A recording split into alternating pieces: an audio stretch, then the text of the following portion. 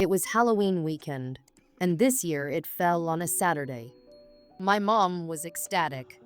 Halloween is her favorite holiday, and every year, she transforms our house into a spooky masterpiece. She always takes decorating and handing out candy to the kids very seriously, almost like it's a neighborhood competition to see who has the best decorated house. To her, Halloween isn't just about a bowl of candy on the porch, it's a whole production. Since we live on the corner of our suburban neighborhood, she insists we decorate not just the front but the side of the house too.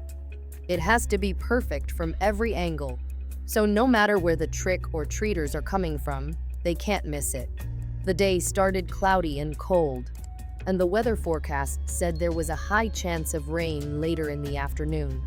Even though it wasn't raining yet, it was one of those days where you could feel it in the air, a light drizzle waiting to happen. Despite the gloomy weather, we started seeing kids trick-or-treating earlier in the day because it was a Saturday and they didn't have school. But something felt off. Usually, our house is one of the busiest on the block, with a line of kids eagerly waiting for candy. My mom's goodie bags are legendary. She packs them with all kinds of candy, little toys, and glow sticks. But this year, there weren't nearly as many kids. After the first few trick-or-treaters skipped our house, my mom started getting worried. "I don't get it," she said, looking out the window with her hands on her hips. "Why aren't there more kids? I worked so hard on these decorations." "It's probably the weather, Mom," I told her, shrugging. The sky was getting darker, and the air was thick with humidity. "Nonsense. They just don't see enough decorations. I bet if we put more up, they'll come," she insisted. I could see that determined look in her eyes. She wasn't going to let this go. "Can you go grab the rest of the decorations from the attic? There's still a couple of boxes up there," she said. "Mom, we don't need more decorations. It's about to rain. Just grab them, please. It won't take long." Sighing, I agreed. There was no point in arguing with her when she was in one of her Halloween moods. I headed upstairs to the attic. The door to the attic is in the hallway right outside my room, and it's one of those pull-down ladder setups. I tugged the string, and the ladder creaked as it unfolded. Climbing into the attic always gave me the creeps. It's old, dusty, and full of random stuff we've stored up there over the years: holiday decorations, old furniture, boxes of childhood toys. You know the type. The ceiling is low, so you have to crouch to move around. Plus, it's not well lit. There's just one dim light bulb that leaves the corners in shadow. I made my way over to where we kept the holiday decorations. We had everything organized in bins, with labels on each one. There were only 2 boxes left marked Halloween. I opened the first one, and it was full of extra fake spider webs and a couple of plastic tombstones. Good enough, I thought to myself, and started dragging the bin toward the ladder. As I was sliding it down, I suddenly heard a sound. It was a soft crack, like wood snapping under pressure. I froze, looking toward the far end of the attic, where we kept a pile of old boxes stacked high. For a moment, I stared into the shadows, waiting for another sound. But everything was still. I shook my head and shrugged it off. It's an attic, creaky noises are normal, right? I climbed down the ladder, closing the attic behind me, and brought the decorations downstairs. My mom and I spent the next hour putting up more webs, plastic pumpkins, and the fake gravestones in the front yard. By the time we finished, the wind had picked up, and the temperature dropped even more. There were still barely any trick-or-treaters. "I don't understand," my mom muttered, clearly disappointed. She looked out at the yard, which now looked like a mini haunted house. "Where are all the kids?" "It's the weather," I repeated. "It's cold and windy, and it's going to rain any minute." My mom sighed and stared at the goodie bags piled by the door, untouched. She always takes so much pride in them. She's the kind of person who makes each bag special, adding little notes and decorations to everyone. She clearly wasn't happy about the situation, but there was nothing more she could do. As the day went on, I retreated to my room, hoping to salvage the night by playing some video games. I could hear my mom downstairs, waiting for the doorbell to ring, but the kids just weren't coming. Then, as expected, it started raining.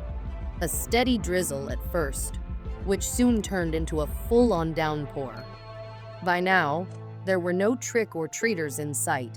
While I was deep in my game, I heard a faint crack from above. It was the same sound I had heard earlier in the attic, like wood creaking or something shifting. I paused, listening. It was probably nothing, I thought again. The house creaks sometimes, especially in bad weather. So, I ignored it and went back to gaming. Outside, the rain intensified, turning into a thunderstorm, perfect weather for Halloween night. The wind howled, and the rain pounded against my window, setting the perfect eerie atmosphere. I used to be a big gamer when I was younger, so staying up late to play on a stormy night like this wasn't unusual for me. My parents had already gone to bed, and I was content staying up into the early hours of the morning, lost in my game. But then, I heard it again, this time louder. Footsteps. From above me, in the attic. My fingers froze on the keyboard. I took off my headphones and sat in silence, listening. The sound wasn't just a creak this time, it was unmistakably footsteps. Slow, deliberate, as if someone was walking above me. My first thought was that maybe my mom had gone up to the attic for something, but that didn't make sense. It was the middle of the night. Why would she be up there? I paused my game and got out of bed, tiptoeing into the hallway. The house was silent, except for the sound of rain hammering against the roof.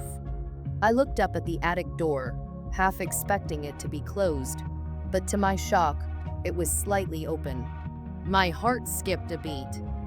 I took a step back, my pulse quickening. Had my mom gone up there? Or was there someone else in the attic? I crept down the hall toward my parents' room, quietly opened the door, and peeked inside. Both of them were fast asleep. My stomach churned. I couldn't ignore it now. Someone was in the attic, and it wasn't either of them. My hands were shaking as I gently closed their door and tiptoed back into the hallway. I debated whether to check the attic myself, but I wasn't that brave. Instead, I went straight to my dad's side of the bed and shook him awake. "Dad," I whispered. "There's someone in the house." He blinked groggily, sitting up. "What? What are you talking about?" "I think someone's in the attic," I whispered urgently. I heard footsteps, and the attic door is open. My dad wasn't the type to panic, but I could see the concern flash across his face.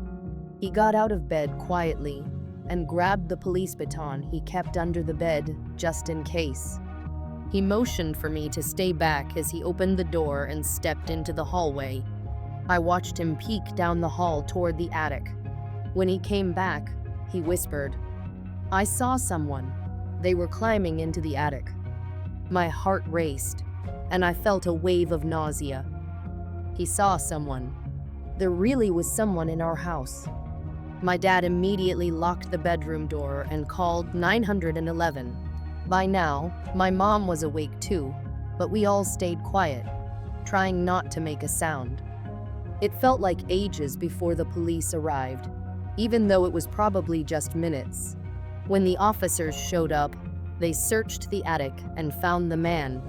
He looked homeless, dirty, with ragged clothes, and had been hiding behind the stack of containers.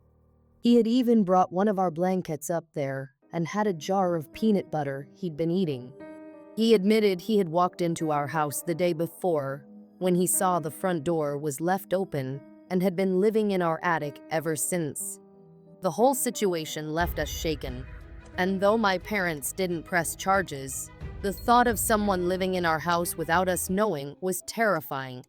I still wonder what would have happened if we had tried to confront him ourselves instead of letting the police handle it. Halloween has never felt quite the same since. It was one of those chilly autumn nights, the kind where the air is crisp and the leaves crunch beneath your feet.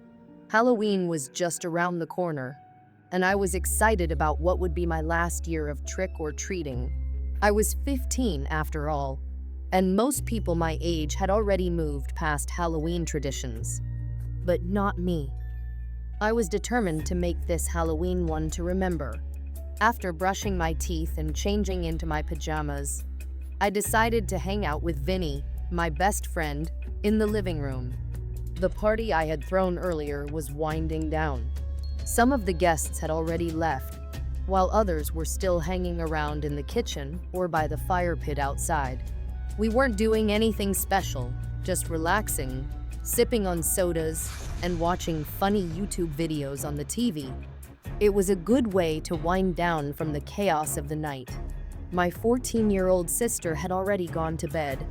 She wasn't allowed to join the party since my parents thought she was too young for all the excitement.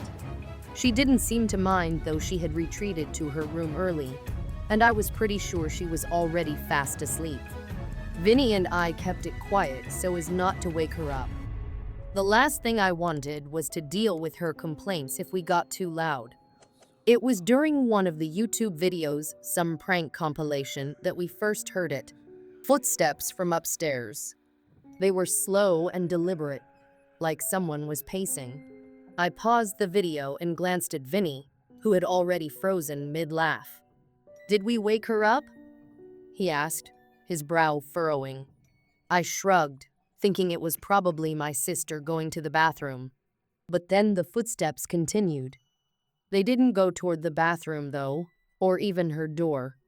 In fact, I never heard her door open at all. I waited for the usual creak of the floorboards by the bathroom, but it never came.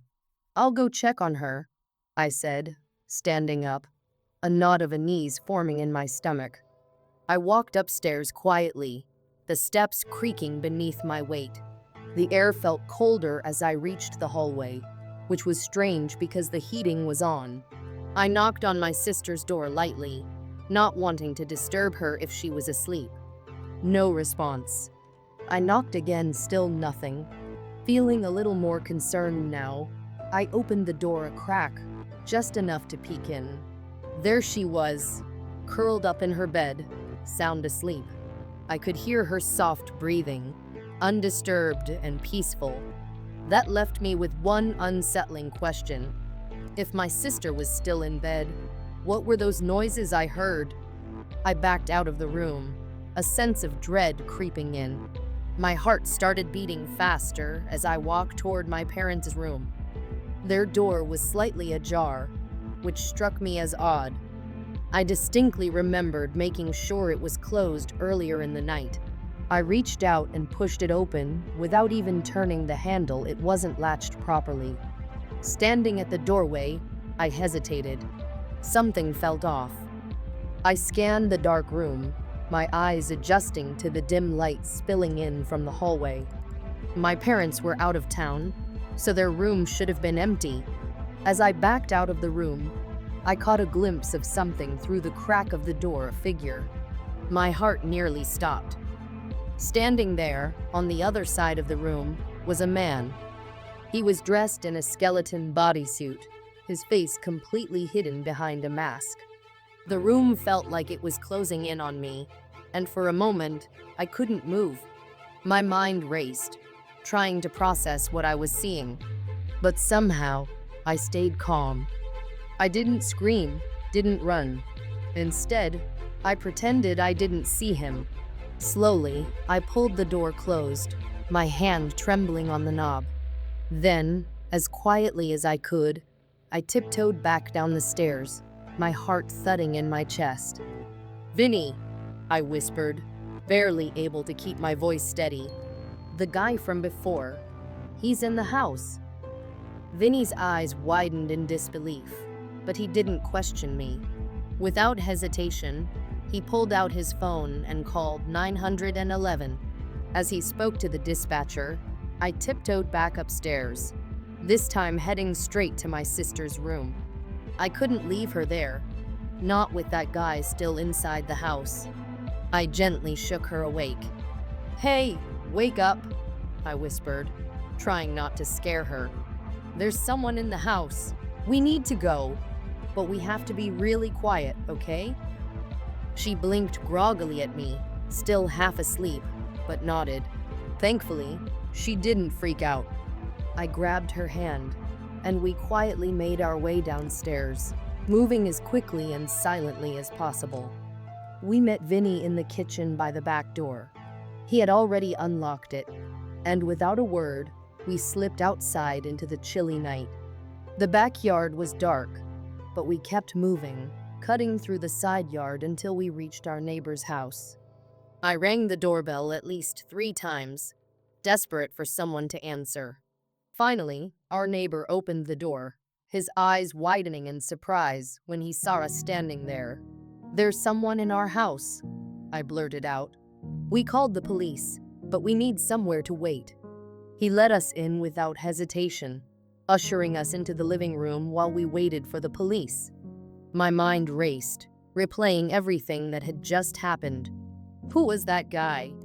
How did he get in? I thought back to the party earlier. There had been so many people coming and going. Any one of them could have been him. But something about it felt more personal, like he knew us, knew the house. It wasn't long before the police arrived. They searched the house, but by the time they got there, the intruder was gone. I knew exactly how he escaped. The window in my parents' room was wide open, the curtains blowing gently in the breeze. Their closet door was also open, and I immediately knew why. My dad kept a safe in there, hidden in the floor. It was clear someone had tried to break into it, or maybe even steal the whole thing. The fact that the intruder knew about the safe made my blood run cold. He wasn't just some random guy. He knew us, knew the house, and knew what he was looking for. We never found out who it was. The police couldn't trace him, and no one from the party claimed to know anything about him. But the whole thing left me with a lingering sense of unease. It could have been anyone. Someone older. Someone who knew about my parents' safe. My sister told my parents about what had happened, and needless to say, that was the last party I was ever allowed to throw at their house. That night wasn't just a creepy encounter, it was a reminder of how close we came to something far worse. This whole experience happened in 2016, a year that marked the end of my childhood in more ways than one. Halloween that year felt like a final farewell to simpler times, a night where I could indulge in spooky fun without a care in the world. But after that night, everything changed. I had planned a huge celebration for Halloween, knowing it would be my last year trick-or-treating. My mom, always the laid-back type, was more than happy to let me have my fun. The night before Halloween, I invited my best friends, Davis and Zach, over for a sleepover. We even decided to skip school the next day to make the most of Halloween. The plan was to trick-or-treat with Davis and Zach, and then later that night, Amber, my girlfriend, would come over for a final sleepover.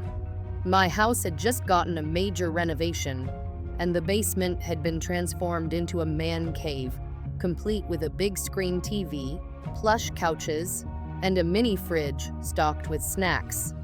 Naturally, we were eager to spend the night down there, soaking up the Halloween vibes. The basement had one creepy feature, though a long hallway that led to the man cave. For some reason, the light switch for the hallway didn't work, which gave it a kind of eerie, haunted house feel. Normally, that would have freaked us out, but on Halloween weekend, it just added to the fun. We settled in for a night of horror movies, starting with the classic Scream. After that, we queued up Paranormal Activity, a movie none of us had seen before. It was the perfect pick for a night like this, scary, suspenseful, and full of jump scares. About 30 seconds into the movie, the motion-detected light in the backyard flicked on, flooding the room with light.